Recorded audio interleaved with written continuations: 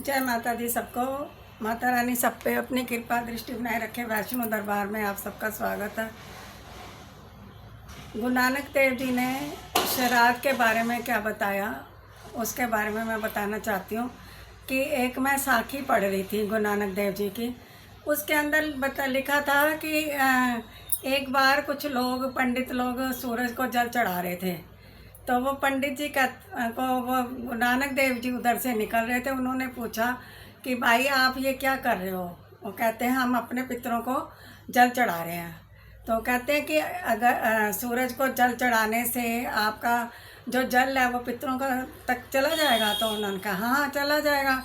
तो गुरु नानक देव जी ने क्या करा कि उल्टी तरफ मुँह करके वो जल चढ़ाने लग गए। वो पंडित जी कहते हैं तुम सूरज देवता की तरफ तो मुँह नहीं है तुम्हारा, उल्टी तरफ मुँह करके तुम जल चढ़ा रहे हो, तो इसका क्या मतलब है? वो कह रहे हैं मैं अपने करतारपुर में खेतों को जल चढ़ा रहा हूँ, तो जल भेज रहा हूँ।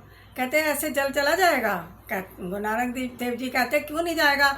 जब तुम्हारा जल सूरज को चढ़ाने से पितरों को चला जाएगा तो मतलब कि मेरा जल कैसे नहीं जाएगा?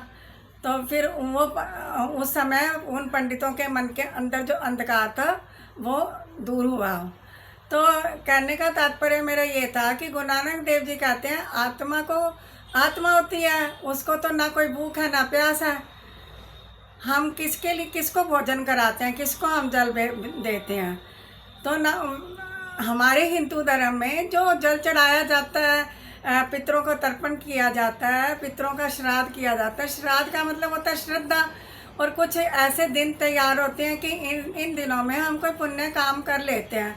हो सकता है पूरा साल हम नहीं इतना कुछ करें, पर वो स्पेशल डे ऐसे आते हैं उन दिनों में हम गरीबों को खाना खिला देंगे, गरीबों को दान पुण्य कर देंगे। जो पुण्य कर्म है सोचते हैं श्राद्ध है चलो हम कर लें, तो एक वो उनके नाम से मतलब कि हम ये पुण्य कर्म कर देते हैं।